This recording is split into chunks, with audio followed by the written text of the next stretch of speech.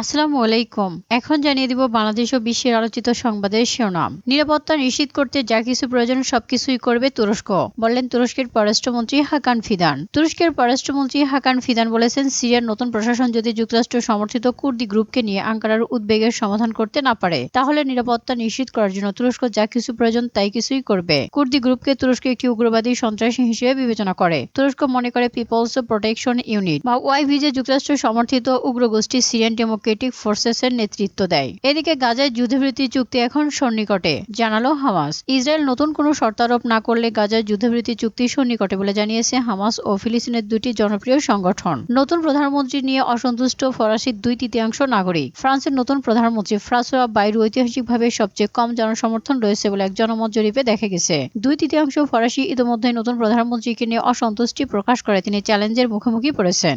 গাজায় 5 ইসরায়েলি সৈন্যকে হত্যার দাবি করল কাসাম